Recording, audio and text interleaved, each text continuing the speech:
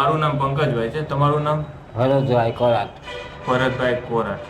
અને શું તકલીફ છે? તમે અમને ફોન કર્યો હતો, શેના માટે કર્યો હતો? કેન્સર છે. 7-8 મહિનાથી હું ઘરે બેઠો છું અને એક દીકરી ઓફિસમાં નોકરી કરે છે ને એક દીકરી ભણે છે. એક દીકરી ઉપર આખું ઘર હાલે છે. એકલી દીકરી વિચારી 10,500 પગાર છે એનો, એમાં 5,500 તો આનું ભાડું છે. ઘરે કામ તકલીફ પડે છે ને 8 મહિનાથી હું ઘરે છું.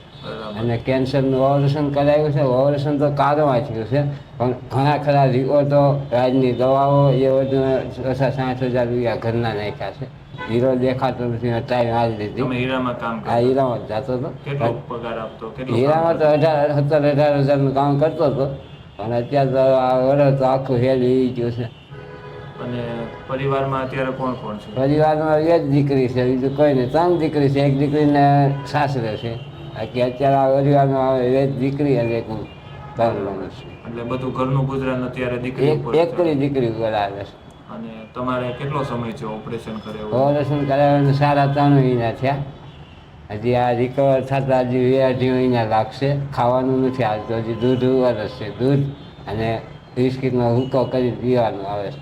બરાબર. સવાતું નથી જરાવો કે આ બાજુથી દાંત બધું કાઢી નાખેલું છે. બરાબર. પીવાનું જ આવે ઊંઘળીથી. ખાવાતું નથી કે આમ સવાતું નથી. આમ કરો તો આ બધું દુખાવો શરૂ થાય. તો અત્યારે 10,500 પગાર અને એમાં 5,500 સારું છે. તો પછી બીજા 5,000માં ઘર કઈ રીતે ચાલે? હકાવવું પડે. શું કરું? ધીમે ધીમે હાલે. હકાવવું પડે. નાની દીકરી ભણે છે? એ 11મું ભણે.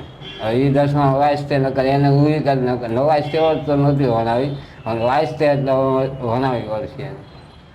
ન વાંચતે હોત તો એ કાંઈક કામે લાગી જાય. મજબૂરીમાં ના ભણાવે? ના ભણાવે. તમારે વાઈફને શું થયું? વાઈફને છૂટું કરી નાખેલું છે. 11 વર્ષ થયા.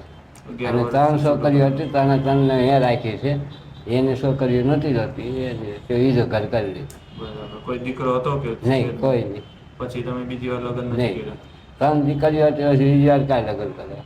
વાઈફ વગર દીકરીઓનું ભરણ પોષણ કરવું મુશ્કેલ થતું હશે? કરતો તો હાલતું તો કરતો હતો. અત્યારે મારી હાલત ખરાબ થઈ છે. તો એક છોકરી તો લાગી ગઈ છે, હાલો ઓફિસમાં, કાંઈ વાંધો નહીં. પણ હવે આવડે હાલત ખરાબ છે, શું કરવું? અત્યારે લગી મોટી કરી દીધી, એકને વણાવી દીધી, એનો વાર વણાવી. એક ઓફિસમાંથી ગઈ 10 મહિને, આ 11મું ભણે. એકલાએ જ કર્યું. ખાવાનું જ્યાં લગી સાવી નહીં હાલે ત્યાં લગી કામે નહીં લાગી શકો. હીરા નહીં કરશી શકો કે બીજો ધંધો હોય કે બેઠા બેઠા કરવો છે તો કરી શકો તમે. ઉંમર વધી ગઈ એટલે દેખાય નહીં એના લીધે હીરા નંબર તો હતા જ ને. અને ઓપરેશન કરાવ્યું ત્યાંના વર્ષે વધી ગયા. હવે જોઈએ એના વચ્ચે કદાચ બીજો કોઈ ધંધોનો યાર આવે, કોઈ બેઠા બેઠા થાય એવો હોય તો કરશું, નકર પછી કાંઈક જોયું જાય છે જે થાય. નહીતર ધંધો ના થાય તો પછી કઈ વિચાર્યું કે શું થશે, કેમ થશે? શું થાય વિચારવાનું? શું વિચારશું? જે કરવું તો વર્ષે જ કાંક ને કાંક. કંઈક ઓલી છોકરી આવે ભવિષ્ય જાય છે, 2 વર્ષ એને વણાઈશું. આ એક છોકરી તો મારી વર્ષ છે. ધંધો તો ગમે કરવો તો થઈ જાય, નહીં થાય તો ગમે કાંક કેવી લઈને નાખીને એ જાવ. ધીમે ધીમે છા કરશે બીજું. અને આ વાડા મકાન છે, વધારે વાળું વળે છે. આને ખાલી કરવાનું છે, ઓછા વાડામાં જવું પડશે. કેમ કે આ છોકરી નાની હતી, એકલી હતી ઘરે. કેમ કે હું કામે જતો, ઓલી ઓફિસે જતી. આ એકલી નિશાળે આ રાખ્યું હતું કે સેફટી વાળું છે, કે કોઈ જાતની માથાકૂટ નહીં. આરસ વરસ સારો વધે એટલે રાખેલું હોય. 100 વર્ષથી આમાં જ રહું છું. આજકાલનું હાવ નાની 100 વર્ષથી આ જગ્યા પર. ભાડું કોઈ ભરવાનું બાકી છે કે રેગ્યુલર ભરાય છે? 3 બાકી છે. આ ત્રીજો વહેલી તારીખે ત્રીજું આવશે મારે. એ તો ચડી ગયા છે, ત્રીજું આવશે. એટલા માટે અત્યારે ખાલી કરવાનું. ખાલી ડિપોઝિટ પૂરી થાય છે. 17,000 ડિપોઝિટ આવે હતી. કોઈની હોરી જ નથી અને મને કોઈની આશાય નથી કે આવીને મદદ કરશે. ગામડે જમીન મકાન કાંઈ નહીં. ગામડે જમીન નથી, ગામડે મકાન નથી. મારું ઘર છે નવસારી. અત્યારે મારો મમ્મી છે, મારો ભત્રીજો છે, નવસારી રહે છે. ગામડે કોઈ નથી અત્યારે. તમારા ભાઈને? મારા ભાઈ બહુ થઈ ગયેલા છે, એના 2 ભત્રીજા છે. અનાજ કરિયાણાનું ને જમવાનું ને કઈ રીતે બધું થાય? હાલ્યા કરે ધીમે ધીમે હાલે. તો હેરું હોય થોડું થોડું ખાયા કર્યું, બીજું શું હોય. એટલે કોઈ મદદમાં આવે છે કે પછી નહીં, પગાર? કોઈ મદદમાં છોકરી એવું જ હાલે થતું. કોઈની મદદનું છે જ નહીં અત્યારે. મને તો એ નથી ખબર પડતી કે 5,000માં અત્યારે તમારું ચાલે છે? હકાવવું પડે, ન હકાવવું એવું નથી. હું ઉસીના વાસીના લઈ આવું એવું નથી આવતું. એ માથે કર્યા નથી કર્યા એવું નથી. ઘણા માથે કર્યા. કેમ કે હું ધંધો ન લાગુ ત્યાં લગી કોઈ આવકર મારો આશરો જ નથી. હું આવું કેમ કે આવક જ નથી દેવું ક્યાંથી. સાચી વાત છે. દઈ જ દેવાના, કોઈને બાકી નથી રાખવાના. હવે વ્યાજ દેતા જાય, દઈ જ દઈએ છીએ વ્યાજ ટાઈમે. અને જ્યાં સુધી ધંધાનું એમ નહીં આવે ત્યાં સુધી કોઈને હુડકા તો નહીં દેવાય. ધંધે લાગવાની કોશિશ તો કરું, કારખાને ગોતું. દાદા હીરામાં મંદિર છે, દાદા હીરા ઝીણા હીરા દેખાતા નથી. દાદા હીરામાં ક્યાંય જગ્યાઓ નથી, જ્યાં જાવ ને રજા આવે. આ છોકરીનારી કંપનીમાં જાય છે એસવી કહેવા, એને હવે રજા આવે અઠવાડિયે, શનિ રવિ રજા આવે. હાલમાં રજા આવે. દીકરી હીરામાં કામે જાય છે. રોહિતમાં હીરા રોહિતમાં કામે આવડે તો દીકરો નથી એટલે મોકલ્યું જોડે એકાદો ટેકો ગમ્યા ને હોય જ.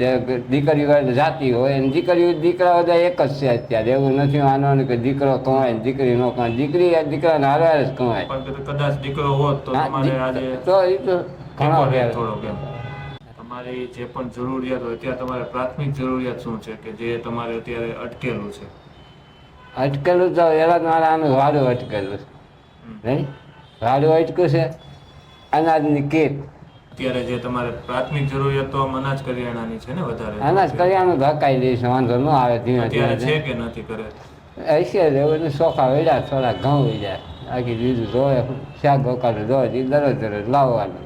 કેમ કે તેને ટાઈમ ખાલી દૂધ જ હાલે, બીજું કાંઈ હાલતું નથી. તો બેન ના 55 5,000 વધે એમાં 3,000 નું તો તમારું દૂધ દૂધ થઈ જોઈએ. ગયું. તો પછી અનાજ અને શાકભાજી એ ઉબેર વાળો છે ને આવ્યા કરે. અગાઉલા તરફથી કોઈ નહીં મદદ જ નથી. નહીં મદદ નહીં, ખુશી નહીં. લીધેલાથી બધા ભાઈઓ ને દોસ્તારના. મિત્રો તમે અત્યારે જે પ્રમાણે જોયું એ પ્રમાણે ભરતભાઈની અત્યારે આર્થિક પરિસ્થિતિ ખૂબ જ ખરાબ છે. 3 મહિનાનું એમને ભાડું પણ ચડી ગયેલું છે અને ઉછીના પાછીના જેમ તેમ કરી અત્યારે તો ભવિષ્ય ઉપર છોડેલું છે કે ભવિષ્યમાં કંઈક ને કંઈક થઈ જશે તો એ જે પણ જેમની પાસેથી લાવે છે એમને આપી દેશે. અને સામું જ છે કે જે બેન એક દીકરી કમાય છે, 11,000 રૂપિયા એમની આવક છે અને એની સામે 5,000 મકાનનું ભાડું છે અને બીજું સાથે ઘરનો ખર્ચો પણ હોય છે. પ્લસ એમને દૂધ માટે જે રોજના 100 રૂપિયા જાય છે દૂધના, એટલે 3,000 રૂપિયા મહિને એ ખર્ચો હોય જાય છે. તો 2,000-2,500 જેવી રકમ વધે ને એમાં પણ એમનું ઘર ચલાવવાનું તમે વિચારી શકો છો કેટલું કઠિન થતું હશે. અને એમાં પણ આજે કમાવનાર કોઈ નથી, એમના ઘરે કોઈ દીકરો નથી, પોતે એકલા કમાતા હશે અને 15-17,000નું કામ કરતા. પણ જે એમને મોઢામાં ચાંદી પડી અને જે એમનું ઓપરેશન કરાવ્યું ત્યારબાદ એમની પરિસ્થિતિ ખૂબ જ વધારે પડતી ખરાબ થઈ ગઈ છે અને દીકરી આજે ત્યાં કામે જાય છે અને એમના ઉપર જ આખું ઘર અત્યારે ચાલે એવું આપણે કહી શકીએ છીએ. અત્યારે એમને પ્રાથમિક જરૂરિયાત અનાજ કરિયાણાની છે તો એ આપણે અનાજ કરિયાણાની જરૂર આપણે એમની ચોક્કસથી પૂરી કરીએ આવ્યા છીએ. તો એમના માટે જે પણ એમને અનાજ કરિયાણાની જરૂર છે એ આપણે આપીએ. અત્યારે આપણે એમના માટે અનાજ કરિયાણાની વ્યવસ્થા કરીએ જેથી જે એમની પ્રાથમિક જરૂરિયાત છે એ આપણે પૂરી કરી શકીએ. તો આપણે એમના માટે અનાજ કરિયાણું લઈ આવીએ. બરાબર, મને થોડોક સમય આપો, હું તમારા માટે અનાજ કરિયાણું જે તમારે જરૂર છે એ પ્રમાણે લઈ આવું છું.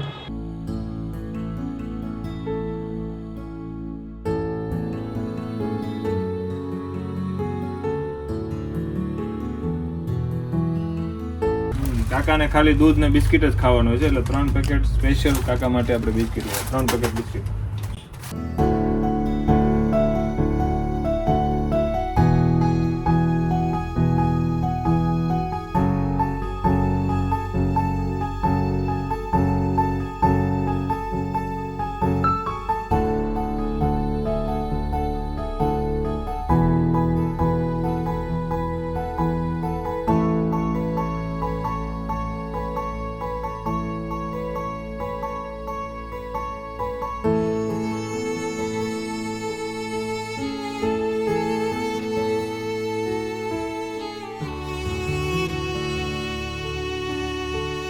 આજે તમારે જે અનાજ કરિયાણાની અત્યારે જરૂર હતી, મેં જોયું તમારા કિચનમાં રસોડામાં પૂરતો સામાન નહોતો, બહુ બધી વસ્તુ ઓછી હતી, તૂટી ગયેલી હતી. તો આજે જે વસ્તુ આવી એ તમારે ચાલશે ને? આજની વસ્તુ આવે 3 મહિના યાદ જ છે, વાંધો નહીં, કામ જાણું છે. હું તો કંઈ ખાઈ નહીં છે તમારા માટે સ્પેશિયલ એટલે તમારા માટે લાવ્યો તો હજી ઘટે જે છોકરીઓ છે 3 મહિના આરામથી એ ખાઈ નહીં શકશે. ત્યાં સુધી તમારે શાંતિથી કે ગાલો કંઈ વાંધો નહીં, એવી જરૂર નહીં હોય. આપણે ભરતભાઈ માટે જે એમની પ્રાથમિક જરૂરિયાત હતી અનાજ કરિયાણાની એ પ્રમાણે અત્યારે એમને 2-3 મહિના ચાલે એટલું અનાજ કરિયાણાની આપણે વ્યવસ્થા કરી છે.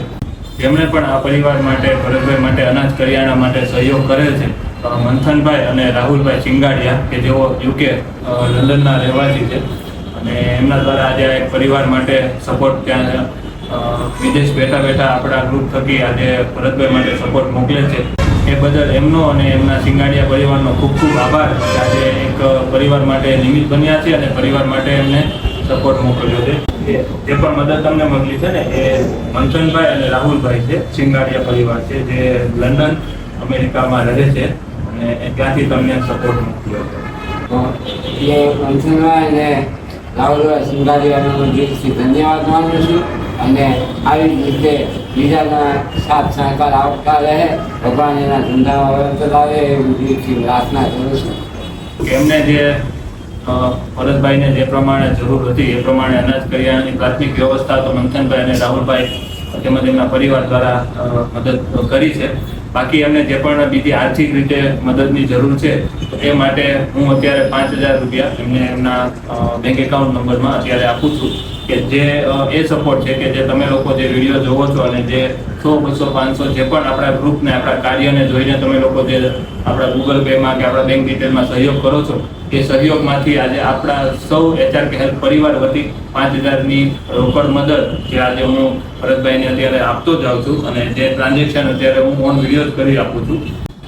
આ જે મદદ જે છે એ આપણા સૌ HRK હેલ્પ પરિવાર જે આપણે સોશિયલ મીડિયા થકી કે જે આપણી સાથે રૂબરૂ જે પણ લોકો જોડાયેલા છે અને એ લોકો જે પણ આપણને સહયોગ આપે છે એ સહયોગ દ્વારા આજે ભરતભાઈને આપણે નાનકડી એવી મદદ આપણે કરી છે. આગળ ભરતભાઈને જે પણ એમના ધંધા રોજગાર માટે જરૂરિયાત છે, એમની રિક્વાયરમેન્ટ છે કે એમના માટે કોઈ નાનો મોટો ક્યાંય ધંધો કે નોકરી મળી જાય તો આગળ એમનું પોતાનું ઘર ગુજરાન જેમ તેમ અત્યારે જે ચલાવે છે તો એ કરી શકે અને પોતાના જે પણ દવા માટે કે જે ઘર પરિવાર માટે જે પણ એમને કરજો કરેલો છે એ કરજો પોતે પાછો સોંપી શકે એવી એમની ઈચ્છા છે. તો આપમાંથી જે કોઈ પણ ભરતભાઈ માટે સહયોગ કરવા માંગો છો તો HRK હેલ્પનો સંપર્ક કરી શકો છો. કોઈ પાસે જો કોઈ જૂની રિક્ષા કે કોઈ ટેમ્પો કે એવું કંઈ હોય તો પણ તમે એમના માટે અમને કહી શકો છો.